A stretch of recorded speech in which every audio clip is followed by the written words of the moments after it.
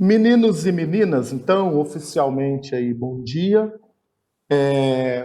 Mais uma vez, é uma alegria grande tê-los comigo nessa manhã de segunda-feira. Uhul, segundou, né?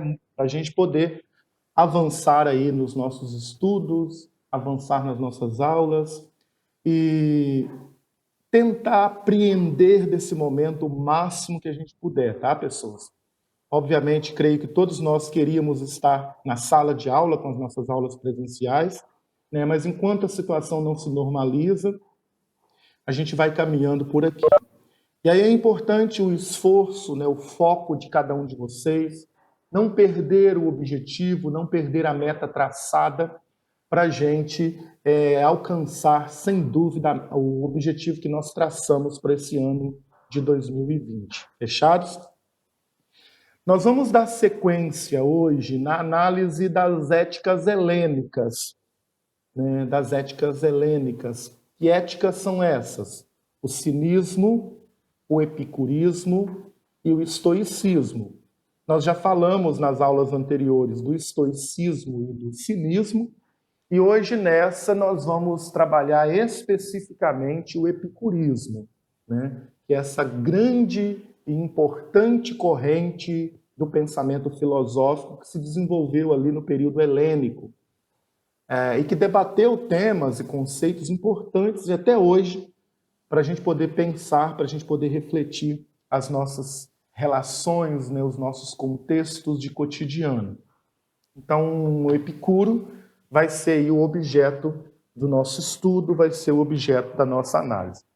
Para aqueles que vão acompanhar pela apostila ou pelo livro digital, Luísa, eu estou seguindo a partir da 15, página 15, onde a temática aparece aí, prazer, aponia e ataraxia.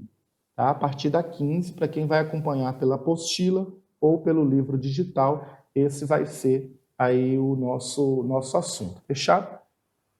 Aqui, para começar, para a gente provocar um debate, para a gente começar a pensar, né, internamente, nessa inquietação interna, eu coloquei uma frase de Epicuro, esse nosso pensador de hoje, para a gente começar a nos questionar o que esse camarada está querendo dizer com isso. Nada é suficiente para quem o suficiente é pouco. Nada é suficiente para quem o suficiente é pouco. Essa frase aí do nosso filósofo Epicuro, ela foi colocada num contexto em que as reflexões, né, as problematizações em torno da ética voltava-se muito para o aspecto individual. Nós falamos que as éticas clássicas, Platão, Sócrates, né, o próprio Aristóteles, eram éticas que tinham um caráter coletivo, né, uma preocupação da vida na polis. Eram éticas que propunham um conjunto de valores, virtude, mediania, racionalidade, no sentido de promover uma vida razoável na polis. Ou seja, eram éticas de caráter coletivo. As éticas helênicas, como a gente já vem falando, são éticas que têm uma preocupação muito com o indivíduo, com a conduta pessoal, com a conduta individual. Nós vamos ver por quê, né, que essas éticas elas têm esse apelo para o indivíduo, esse apelo ao aspecto individual. Primeiro ponto para a gente entender isso, por que eram éticas muito individualizadas, né, que perguntavam muito pela questão do indivíduo, pela questão individual.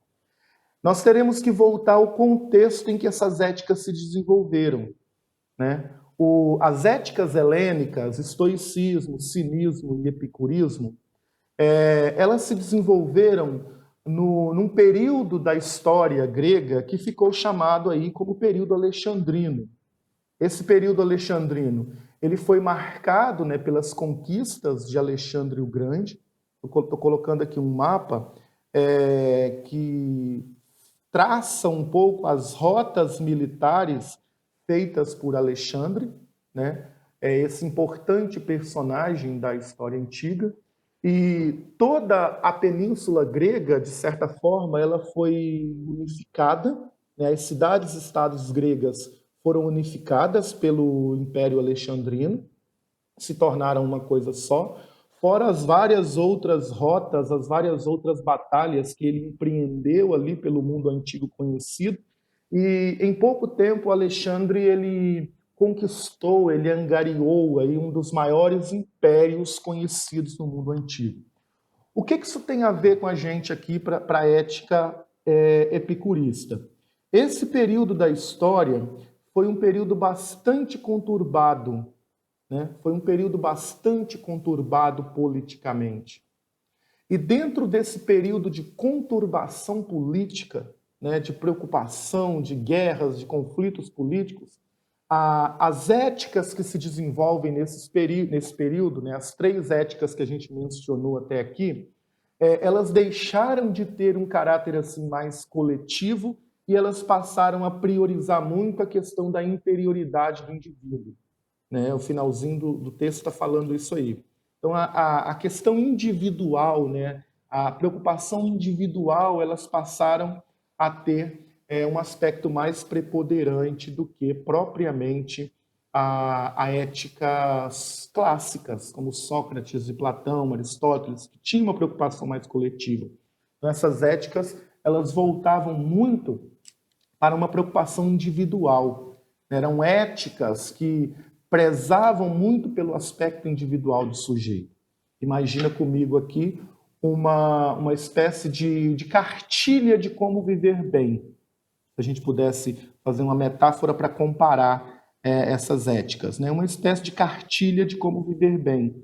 E ali apareciam conselhos, né, de como que poderíamos fazer para ter uma vida boa, para ter uma vida feliz, para ter uma vida prazerosa. Então eram éticas, repito, que focavam muito no aspecto individual do sujeito e não tanto na preocupação com a vida coletiva.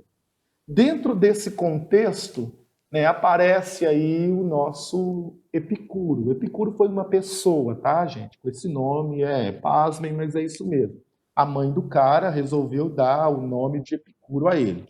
Tá? Epicuro foi uma pessoa, porque às vezes alguém me pergunta assim, professor, mas Epicuro é o quê? Epicuro é o nome de uma pessoa, é o nome do pensador, é o nome do filósofo. Epicuro, ele nasce numa ilha grega chamada Ilha de Samos, né, que é o lugar onde ele nasceu.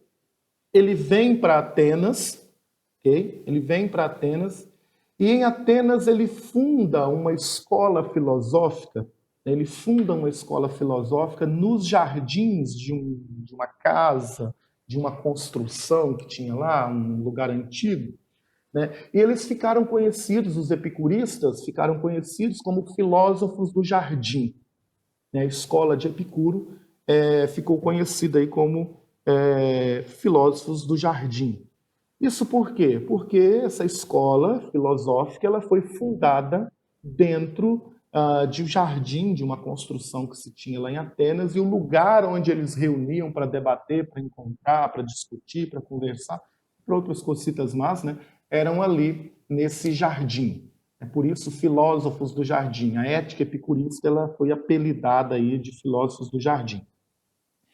E o que essa ética tem de diferente em relação às outras? Agora vem o que realmente interessa para a gente começar aqui. Enquanto lá no estoicismo e no cinismo, que a gente viu nas aulas anteriores, os camaradas estavam preocupados com a possibilidade de suportar a dor e o sofrimento. Lembra que a gente trabalhou 2 aulas acerca dessa questão do sofrimento, da dor, de como é que nós podemos suportar a dor e o sofrimento, etc, etc. Uma espécie de conselhos, né? Uma espécie de cartilha de como suportar a dor e o sofrimento. O epicurismo ele já vai num polo totalmente oposto a esse, ou seja, de evitar o sofrimento e a dor tanto quanto possível. Então, cabe ao homem não suportar meramente a dor e o sofrimento, mas empreender toda a força, empreender toda a energia possível para evitar dor e sofrimento.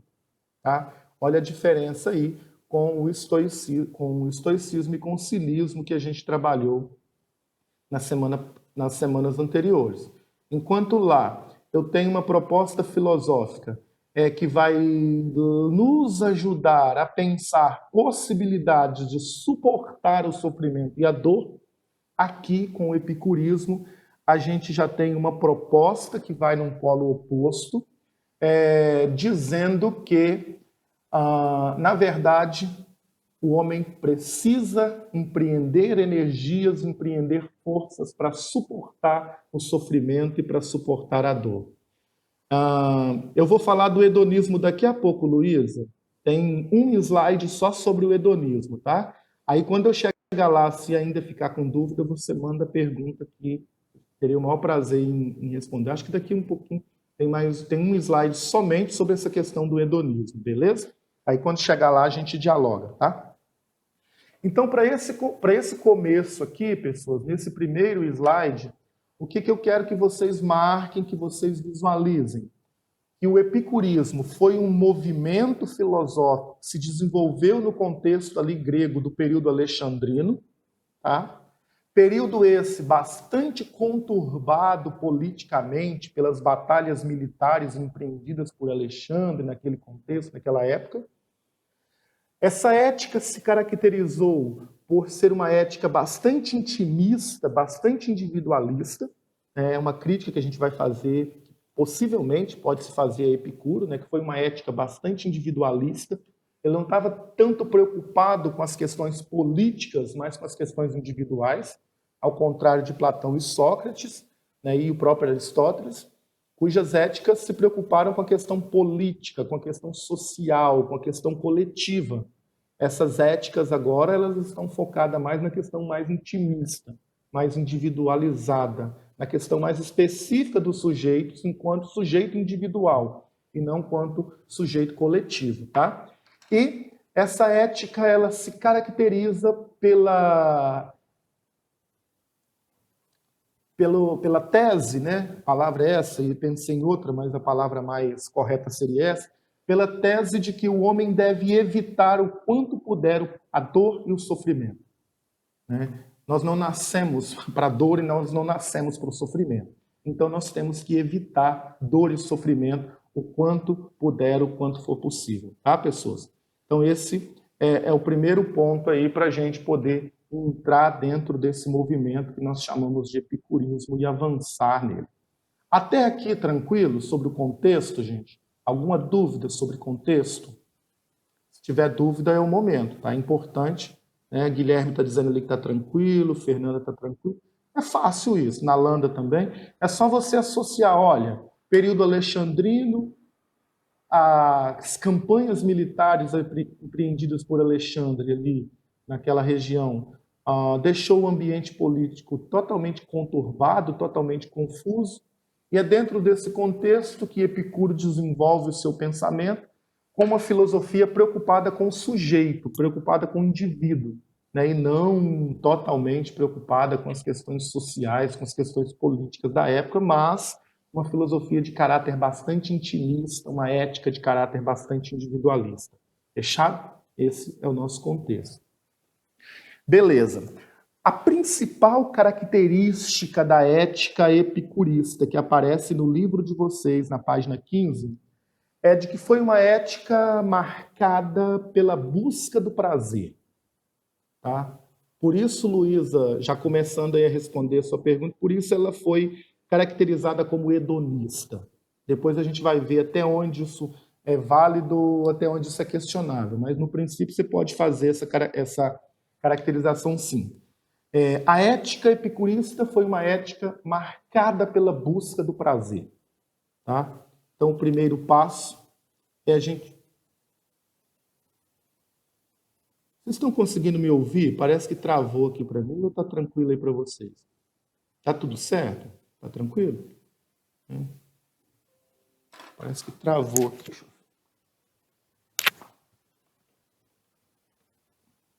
Está normal, então ótimo. Melhor assim. Então foi uma ética que se caracterizou aí pela busca do prazer. A busca pelo prazer foi uma das principais preocupações de Epicuro. A gente vai entender agora o que vem a ser esse prazer né, dentro da filosofia epicurista, dentro do epicurismo. O prazer em Epicuro, ele